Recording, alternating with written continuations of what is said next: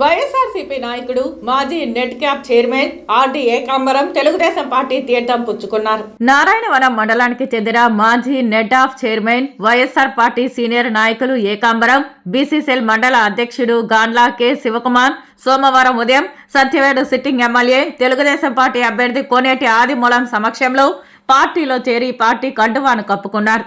ఈ సందర్భంగా ఎమ్మెల్యే కోనేటి ఆదిమూలం మాట్లాడుతూ 1983వ సంవత్సరం నుంచి తెలుగుదేశం పార్టీలో అనేక కీలక పదవులను చేపట్టిన ఆర్డి ఏకాంబరం 2019 ఎన్నికల తర్వాత తనతో పాటు వైఎస్ఆర్ కాంగ్రెస్ పార్టీలోకి రావడం జరిగిందని, అయితే వైఎస్ఆర్ కాంగ్రెస్ పార్టీలో జరిగిన అన్యాయాన్ని తాను వ్యతిరేకించి పార్టీ నుంచి దూరం అవడంతో తెలుగుదేశం పార్టీ అధ్యక్షులు నారా చంద్రబాబు నాయుడు తనకి సత్యవేడు టీడీపీ టికెట్ను కేటాయించడం పట్ల ప్రత్యేకంగా ధన్యవాదాలు తెలిపారు. తనపై ఉంచిన నమ్మకంతో త్వరలో జరిగే ఎన్నికల్లో సత్యవేడు ఎమ్మెల్యేగా తనను అత్యధిక మెజారిటీతో గెలిపించడానికి అందరూ సమిష్టిగా పనిచేయాలని కోరారు.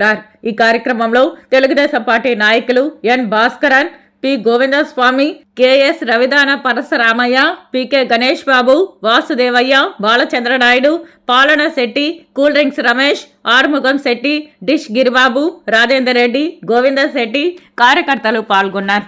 మనందరం కూడా ఐక్యమత్యంగా ఉండి పార్టీ నడిపించడానికి ప్రయత్నించండి. ఈ దుర్మార్గమైనటువంటి కుట్రలు కుతంత్రులు దాన్ని విడినాడి నేను వచ్చాను. మీ బిడ్డగా మీకు సేవ చేయడానికి.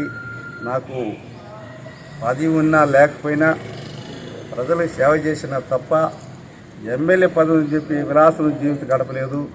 ప్రతినిత్యం ప్రజల కోసం ఉన్నా, ఎవరు ఫోన్ చేసినా ఏం చేసినా కూడా నేను ప్రజల మధ్యలో ఉండిపోయాను.